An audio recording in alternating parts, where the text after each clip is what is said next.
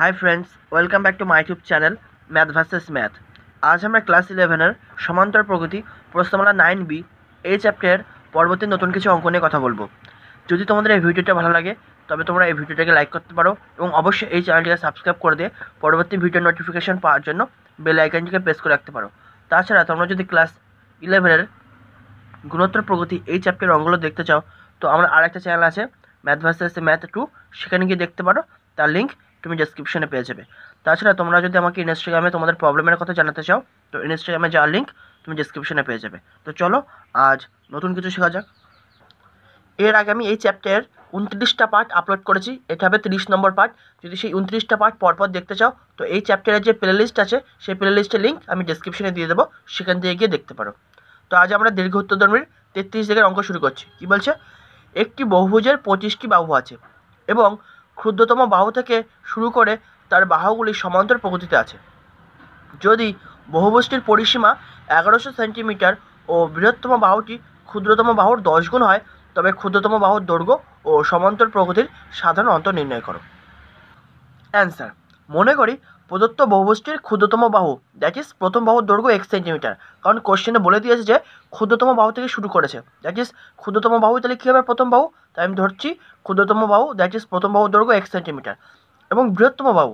এবার ক্ষুদ্রতম বাহু থেকে শুরু করে শেষ বাহুটা কী হবে সবচেয়ে বড়, কারণ কি দৈর্ঘ্য বাড়তে বাড়তে গিয়ে শেষ বাহুটাই সবচেয়ে বড় বাহু হবে, তাই লিখছি।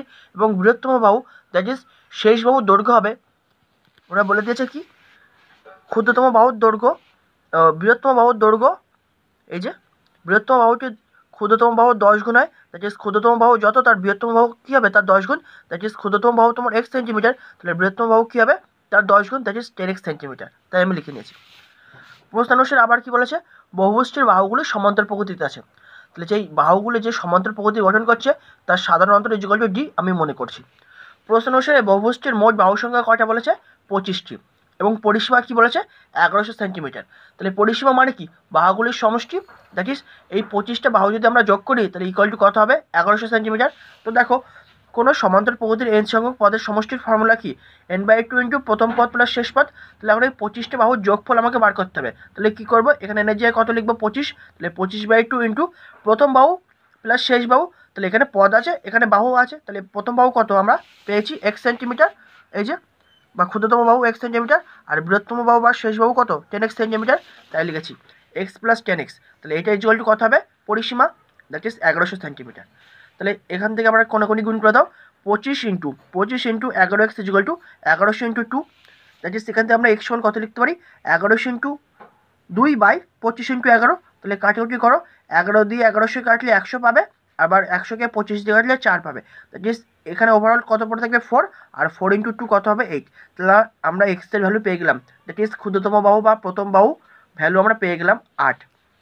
তাই লিখে নিয়েছি যেহেতু বহুভুজটির প্রথম বাহু কত x ছিল, তাহলে x সমান কত 8 সেন্টিমিটার এবং শেষ বাহু কত ছিল, শেষ বাহু মানে কি বৃহত্তম বাহু কত ছিল 10x centimetre, that is 10 into x এর জায়গায় 8 লিখে দাও, তাহলে 10 ইন্টু 8 দ্যাট ইজ 80 সেন্টিমিটার।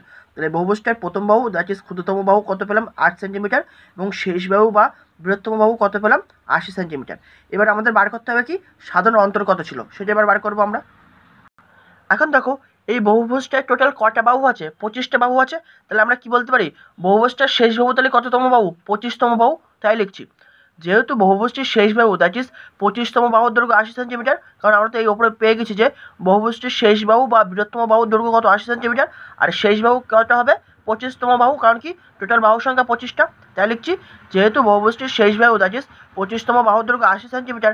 এখন কোনো সমান্তর প্রকৃতির এনতম পদ বের করার ফর্মুলা কি হয় a plus n minus 1 into G, তাহলে যেখানে এ হলো প্রথম পদ, n মানে যততম পদের কথা তুমি বলছো আর জি মানে সাধারণ অন্তর, তাহলে এই সমান্তর প্রগতিটার 25তম পদ তাহলে কত হবে 80, তাই লিখছি তাহলে এই সমান্তর প্রগতিটার প্রথম পদ কত বা প্রথম বাহু কত 8, তাহলে 8 প্লাস 25তম পদটা বা 25তম বাহুটা বার করবো, তো 25 মাইনাস 1 ইন্টু সাধারণ অন্তর that is D equal to কত 80, তাহলে এখান থেকে আমরা ডি এর ভ্যালু পেয়ে যাবো, তাহলে এটা বিয়োগ করলে কত পাবো 24 into D that is 24 is equal to 80 minus 8, that is D is equal to কত পাবো 72/24 দ্যাট ইজ 3, তাহলে সাধারণ অন্তর কত পাচ্ছি 3 আর প্রথম বাহু বা ক্ষুদ্রতম বাহুর দৈর্ঘ্য কত পাচ্ছি 8 সেন্টিমিটার। ওকে, এবার আমরা নেক্সট অঙ্কে যাব। 34 দাগের অঙ্ক, খুবই ইম্পর্ট্যান্ট অঙ্ক। কি বলছে এ একটি নির্দিষ্ট স্থান থেকে যাত্রা শুরু করলো এবং প্রথম দিনে 1 মাইল, দ্বিতীয় দিনে 2 মাইল, তৃতীয় দিনে 3 মাইল, এভাবে চলতে লাগলো। 5 দিন পরে বি ওই একই স্থান থেকে একই দিকে যাত্রা শুরু করলো এবং প্রত্যহ 12 মাইল করে চললো। বি একে অতিক্রম করা পর্যন্ত এ কত পথ গিয়েছিল? এটা ফার্স্ট কোয়েশ্চেন। আর কি বলছে, যদি তারা আরও চলতে থাকে তবে কতদিন পরে এ বিকে অতিক্রম করবে? অ্যান্সার, মনে করি এ যাত্রা শুরু করার এন দিন পরে এ ও বি এর মধ্যে সাক্ষাৎ হবে।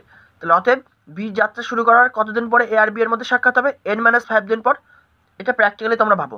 মনে করো আমি একটা জায়গা থেকে যাত্রা শুরু করেছি, এবার আমার সাথে আমি যবে যাত্রা স্টার্ট করেছি তার 5 দিন পরে তুমি যাত্রা শুরু করেছো, সাপোজ মনে করো। তো আমার সাথে তোমার দেখা হচ্ছে আমি যবে থেকে স্টার্ট করেছি তার 20 দিন পর। তাহলে তুমি কতদিন পরে তোমার সাথে আমার দেখা হবে? তুমি তো 5 দিন পরে যাত্রা শুরু করেছো, দ্যাট ইজ তোমার কতদিন হিসাবে আমার সাথে দেখা হলো? তোমার সাপেক্ষে 20-5, দ্যাট ইজ 15 দিন পর। সেটাই লিখেছি আমি। এ যাত্রা শুরু করার এন দিন পর এ আর বি এর মধ্যে সাক্ষাৎ হবে। তাহলে বি যাত্রা শুরু করেছে কি 5 দিন পরে, তাহলে বি এর রেসপেক্টে আমরা কি বলতে পারবো? বি যাত্রা শুরু করার n-5 দিন পর এ আর বি এর মধ্যে সাক্ষাৎ হবে। তাহলে এ এন দিনে যতটা পথ যাবে বি n-5 দিনের ঠিক ততটাই পথ যাবে। কারণ কি, সাক্ষাৎ হওয়া মানে কি, টোটাল ডিস্টেন্সটা সেম হওয়া। কারণ কি, এ আর বি দুজনেই একই স্থান থেকে যাত্রা শুরু করেছে, কোশ্চেনে বলে দিয়েছে। তার মানে কি, এ আর বি এর মধ্যে সাক্ষাৎ হওয়া মানে কি, দুজনে একই ডিস্টেন্স কভার করবে তবেই তো সাক্ষাৎ হবে, তাই বলছি। তো এবার আমরা এর ক্ষেত্রে আর বি এর ক্ষেত্রে কতটা ডিস্টেন্স এটা কভার করেছে সেটা আমরা বার করে দেবো। তাহলে এর ক্ষেত্রে তাহলে এ কীভাবে যাচ্ছে? প্রতিদিন যাত্রাপথের পরিমাণ একটি সমান্তর প্রকৃতিতে আছে। কারণ কি, এ প্রথম দিন যাচ্ছে 1 মাইল, দ্বিতীয় দিন যাচ্ছে 2 মাইল, তৃতীয় দিন যাচ্ছে 3 মাইল, চতুর্থ দিন তাহলে কত যাবে? 4 মাইল। এন করতে করতে এ এগিয়ে যাচ্ছে। তাহলে যার প্রথম পথ 1 মাইল এবং সাধারণ অন্তর কত? 1 মাইল। কারণ কি, আজকে প্রথম দিন যখন যাত্রা শুরু করেছে সেদিন গিয়েছে 1 মাইল, দ্বিতীয় দিন যখন যাত্রা শুরু করেছে সে গিয়েছে 2 মাইল। তাহলে প্রতিদিন 1 মাইল করে করে বাড়াচ্ছে, দ্যাট ইজ সাধারণ অন্তর কত হবে? 1 মাইল। অতএব আমি কি ধরেছি, এই যাত্রা শুরু করার এন দিন পর এ আর বি এর মধ্যে সাক্ষাৎ হবে। দ্যাট ইজ এখন আমি বার করবো এ টোটাল এন দিনে, মানে এন দিনে টোটাল কতটা পথ যাবে সেটা আমরা বার করে নেবো। অতএব এন দিনে মোট অতিক্রান্ত পথ ইকুয়াল টু n×n+1/2 মাইল। কেন এটা লিখলাম? দেখো, এন প্রথম দিনে গিয়েছে 1 মাইল, দ্বিতীয় দিনে যাবে তাহলে কত? 2 মাইল, তৃতীয় দিনে কত যাবে? 3 মাইল, তাহলে চতুর্থ দিনে কত যাবে? 4 মাইল। এন করতে করতে এনতম দিনে কত যাবে? তাহলে n মাইল। যত দিন হবে ঠিক তত মাইল যাবে। তাহলে 1 থেকে শুরু করে এন পর্যন্ত পদের সমষ্টির ফর্মুলা কী হয়? n×n+1/2, তাই লিখেছি।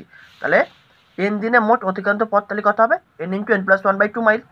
এবার আমরা তাহলে এন দিনে টোটাল এতটা পথ যাবে। এবার আমরা বি এর ক্ষেত্রে বার করি। তাহলে বি এর ক্ষেত্রে বি প্রতিদিন 12 মাইল করে যায়, ওপরে ফিক্সড প্রতিদিন 12 মাইল করে যাবে।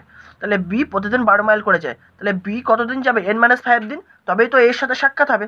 তাহলে অতএব n-5 দিনে মোট অতিক্রান্ত পথ কতটা হবে? একদিনে যায় 12 মাইল, তাহলে n-5 দিনে কতটা যাবে? 12 × n-5 মাইল। তাহলে এ এন দিনে যতটা পথ যাবে বি n-5 দিনে ঠিক ততটাই পথ যাবে, তবেই তো ওদের দুজনের সাক্ষাৎ হবে, তাই লিখেছি। কারণ কি সাক্ষাৎ হবে? কারণ তারা দুজনে একই স্থান থেকে যাত্রা শুরু করেছিল। তাহলে এদের কভার করা ডিস্টেন্স বা অতিক্রান্ত দূরত্বও সেম হবে, তাই লিখেছি। শর্তানুসারে এ এন দিনে যতটা পথ যাবে ইকুয়াল টু বি n-5 দিনে ঠিক ততটাই পথ যাবে, তাই লিখেছি। তাহলে এ এন দিনে গিয়েছিল কত? n×n+1/2, আর বি n-5 দিনে গেছে এইটা, এই দুটো ইকুয়াল করে দিচ্ছি। তাহলে এখান থেকে আমরা এন এর ভ্যালু বার করে নেবো। তাহলে কি, তাহলে এটা গুণ করে দাও এনের সাথে ওপরে, তাহলে n² + n ইকুয়াল টু, আর এটা কোনো কোনো গুণ করো, 12 × 2 24, তাহলে 24 × n-5। তাহলে এবার সিম্পলিফাই করো, তাহলে n² + n ইকুয়াল টু, এই গুণটা করো 24n - 120। এবার এই দুটোকে এই পাশে নিয়ে এসো, তাহলে কত পাবো? n² + n - 24n + 120 equal to 0। That is আমরা কত পাচ্ছি? বা n² - 23n + 120 ইকুয়াল টু 0। তাহলে এটা মিডল টার্ম করো, 8 15 120, that is n² - 15n - 8n + 120 equal to 0। তাহলে এখন এই দুটো পদের থেকে আমি n কমন নিচ্ছি, তাহলে n × n-15, আর এই দুটো পদের থেকে -8 কমন নিচ্ছি, তাহলে -8 × n-15 ইকুয়াল টু 0, বা n-15 × n-8 ইকুয়াল টু 0। তার মানে কি, দুটো জিনিসের গুণফল ইকুয়াল টু 0। তাহলে হয় n-8 ইকুয়াল টু 0 বা n ইকুয়াল টু 8, নতুবা n-15 ইকুয়াল টু 0 বা n ইকুয়াল টু 15। তার মানে কি, n এর ভ্যালু দুটোই পজিটিভ, দ্যাট ইজ দুটোই সম্ভব। তার মানে কি, দুজনে দুবার করে সাক্ষাৎ হবে। কখন? এবার সেটা বুঝে নাও। দেখো, একটা জিনিস তোমাদের বুঝতে হবে, এ কীভাবে যাচ্ছে? প্রতিদিন 1 মাইল বাড়াতে বাড়াতে যাচ্ছে, কিন্তু বি প্রথম থেকে শুরু করে একদম 12 মাইল করে করে যাচ্ছে। দ্যাট ইজ প্রথমে বি এসে এর সাথে দেখা করবে, বি পিছন দিক থেকে এসে এর সাথে দেখা করলো, তাহলে সেটা প্রথম যখন দেখা করবে তাহলে 8 দিন পর, তাই লিখেছি। যখন n = 8, অর্থাৎ এ যাত্রা শুরু করার 8 দিন পরে বি একে অতিক্রম করবে। এটা হচ্ছে ফার্স্ট মিটিং ডে। 8তম দিনে বি এর সাথে এসে দেখা করছে। তাহলে বি 12 মাইল করে করে এগিয়ে যাচ্ছে, তার মানে কি পরের দিনে বি তাহলে একে ক্রস করে এগিয়ে যাবে, প্রতিদিন 12 মাইল করতে করতে এগিয়ে যাচ্ছে। কিন্তু এ কিন্তু প্রতিদিন 1 মাইল করে বাড়তে বাড়তে কিন্তু এগিয়ে আসছে। তাহলে এক সময় আসবে এ বিকেও ক্রস করে এগিয়ে যাবে, আর কোনো দিন এ মানে বি কখনো একে ধরতে পারবে না। কারণ কি এ তো প্রতিদিন 1 মাইল করে করে বাড়িয়ে যাচ্ছে। দ্যাট ইজ একবার এ যদি বিকে ক্রস করে এগিয়ে যায় সামনে, কোনো দিন কিন্তু বি আর একে ধরতে পারবে না, কারণ কি বি প্রতিদিন 12 মাইল করেই যাচ্ছে। তো সেকেন্ড টাইম এ পিছন দিক থেকে এসে বিকে ক্রস করে যাবে, সেটা কখন n = 15 ডেজে। ঠিক আছে, তাই লিখেছি। তাহলে ফার্স্ট মিটিং হবে বি এসে একে ধরবে, আর সেকেন্ড মিটিং হবে বি এগিয়ে যাচ্ছে, বাট পিছন দিক থেকে এ এসে বিকে ধরবে তখন। তাই করছি, যখন n = 8 অর্থাৎ এ যাত্রা শুরু করার 8 দিন পরে বি একে অতিক্রম করবে, এবং বি একে অতিক্রম করা পর্যন্ত এ কর্তৃক অতিক্রান্ত দূরত্ব দেখো। তাহলে এ কতটা দূরত্ব যাবে 8 দিনে? এ n দিনে যায় n × n + 1/2 মাইল, প্রথমেই আমরা পেয়েছি। তাহলে এই 8 দিনে কতটা যাবে? n এর জায়গায় জাস্ট 8 লিখে দাও, 8 × 8 + 1/2 দ্যাট ইজ 36 মাইল। তাহলে এই 8 দিন পর্যন্ত এ কর্তৃক অতিক্রান্ত দূরত্ব কত? 36 মাইল। এবার সেকেন্ড টাইম কী করবে তাই লিখে দিয়েছি। আবার যদি তারা আরও চলতে থাকে তবে 15 দিন পর এ বিকে অতিক্রম করবে, কারণ কি প্রথমে 8 দিন পরে যখন এ আর বি এর মধ্যে দেখা হবে, বি তার পরের দিন একে ক্রস করে এগিয়ে যাবে, কিন্তু এ প্রতিদিন 1 কিলোমিটার বাড়াতে বাড়াতে যখন পিছন দিক দিয়ে আসবে, তখন 15 দিন পর এ আবার বিকে ক্রস করে সামনে এগিয়ে যাবে। 15তম দিনে মিলবে, কিন্তু তার পরের দিন থেকে এগিয়ে যাবে। তাই লিখছি যদি তারা আরও চলতে থাকে তবে 15 দিন পরে এও বিকে অতিক্রম করবে। ঠিক আছে, তো এটা হবে এই অঙ্কের অ্যান্সার। এবার আমরা নেক্সট অঙ্কে যাব। 35 এর অঙ্ক কী বলছে? এক ব্যক্তি 12,000 টাকা ঋণ 30টি বাৎসরিক কিস্তিতে এমনভাবে শোধ করবে বলে স্থির করলো যেন কিস্তিগুলি একটি সমান্তর শ্রেণী গঠন করে। 20টি কিস্তি দেওয়ার পর ওই ব্যক্তি মারা গেল এবং দেখা গেল যে এখনও ঋণের অর্ধেক শোধ হয়নি। তার মানে কি অর্ধেক শোধ হয়নি মানে কি? অর্ধেক শোধ হয়ে গেছে, অর্ধেক বাকি আছে। প্রথম কিস্তির পরিমাণ নির্ণয় করো। তাহলে অ্যান্সার প্রশ্ন অনুসারে যেটা বলেছে সেটা লিখে নিচ্ছি। এক ব্যক্তি 12,000 টাকা ঋণ 30টি বাৎসরিক কিস্তিতে এমনভাবে শোধ করবে বলে স্থির করলো যেন কিস্তিগুলি একটি সমান্তর শ্রেণী গঠন করে। তাহলে কি সমান্তর শ্রেণী যখন গঠন করবে, তাহলে সমান্তর শ্রেণীটার একটা প্রথম পদ আর একটা সাধারণ অন্তর থাকবে। তো সেটা লিখে নিচ্ছি। মনে করি প্রথম কিস্তির পরিমাণ এ টাকা এবং প্রত্যেকটি কিস্তির মধ্যে সাধারণ অন্তর 2 টাকা। তো প্রথম প্রশ্ন অনুসারে কী বলেছে? 30টি বাৎসরিক কিস্তিতে 12,000 টাকা শোধ করে দেবে। দ্যাট ইজ 30টি বাৎসরিক কিস্তির যোগফল কত হবে? 12,000 টাকা। সেটাই কনসেপ্টটি আমরা ইউজ করেছি। এখন জানি আমরা সমান্তর প্রগতির n সংখ্যক পদের সমষ্টির ফর্মুলা কী হয়? n/2 × 2a + n - 1 × g। তাহলে এখানে 30টি কিস্তির যোগফল কত হবে? 12,000 টাকা। তাহলে কি n এর জায়গায় কত লিখবো? 30। তাহলে 30/2 × 2 × a, তাহলে প্রথম পদ কত? a, তাহলে 2 × a plus n - 1 that is 30 - 1 into সাধারণ অন্তর কত? d। তাহলে ইজুয়াল টু কত হবে? 12,000 টাকা। এবার সিম্পলিফাই করো। 2a প্লাস এটা হচ্ছে 29d ইজুয়াল টু 12,000 ইন্টু কোনে কোনে গুণ করে দাও 2/30। তাহলে ওভারঅল ক্যালকুলেশন করলে কত পাচ্ছি? 2a plus 29d equal to 800। এটাকে 1 নম্বর ইকুয়েশন দিচ্ছি। কিন্তু কি দেখা গেল? কিন্তু ওই ব্যক্তি 20টি কিস্তি দেওয়ার পর মারা গেলেন এবং দেখা গেল এখনও ঋণের অর্ধেক শোধ হয়নি। তাহলে অর্ধেক যখন শোধ হয়নি, তার মানে কি অর্ধেক শোধ হয়ে গেছে। তার মানে কি 20টা কিস্তির মাধ্যমে সে অর্ধেক টাকা পে করেছে। তাহলে অর্ধেক টাকা মানে কত? 12,000/2। তাহলে এই 20টি কিস্তির সমষ্টি কত? তার মানে 12,000/2 দ্যাট ইজ 6,000 টাকা। তাহলে এখন এই 20টা কিস্তির সমষ্টি বার করে দেবো। তাহলে এই ফর্মুলা অনুযায়ী n এর জায়গায় 20 লিখে দেবো জাস্ট। তাহলে 20/2 into 2a plus 20 - 1 into g equal two 12,000/2 that is 2a plus 19d equal two কোনে কোনে গুণ করে দাও। তাহলে এটা হয় 6,000 into 2/20 that is 2a plus 19d equal two 600। এটাকে আমি 2 নম্বর ইকুয়েশন দিচ্ছি। এই 1 নম্বর আর 2 নম্বর ইকুয়েশন সলভ করে আমাকে কার ভ্যালু বার করতে হবে? এ এর ভ্যালু বার করতে হবে। তো ফার্স্ট অফ অল আমি কী করছি? জি এর ভ্যালুটা বার করে নিচ্ছি। সেটার জন্য আমি কী করছি? 1 - 2 করে পাই। ঠিক আছে, তাহলে 1 - 2 করো। তাহলে 1 নম্বর ইকুয়েশন তোমার কোনটা ছিল? 2a plus 29d equal to 800। আর এটা 2 নম্বর ইকুয়েশন। আমি কী করছি? 1 - 2। তাহলে 1 এর বাম পক্ষটা আগে লেখো 2a প্লাস 29d মাইনাস 2 এর বাম পক্ষ 2a plus 19d equal to 1 এর ডান পক্ষ 800 বিয়োগ 2 এর ডান পক্ষ 600। তাহলে আমরা মাইনাস খাইয়ে দিই। তাহলে 2a plus 29d minus 2a minus 19d equal to 200।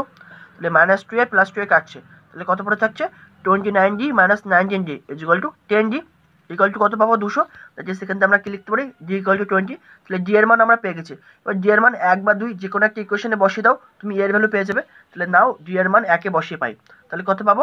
2a plus 29d equal to 800 that is 2a is equal to 800 minus 29d বা 2a is equal to 800 minus 29 into d এর ভ্যালু কত? 20 that is 2a is equal to কত পাবো? 800 minus এটা গুণ করলে কত হবে 580, that is 2a equal to কত পাবো 220, that is a equal to কত পাবো 220/2, দ্যাট ইজ 110। তাহলে ওই ব্যক্তির প্রথম কিস্তির পরিমাণ কত 110 টাকা। আর এইটা তো আমাকে বার করতে বলেছিল যে ওই ব্যক্তির প্রথম কিস্তির পরিমাণটা বার করো। তাহলে প্রথম কিস্তির পরিমাণ কত 110 টাকা। তো আশা করি এই পর্যন্ত তোমরা বুঝতে পেরেছো। নেক্সট ভিডিও পরবর্তী নতুন কিছু অঙ্ক নিয়ে কথা হবে। Thanks for watching.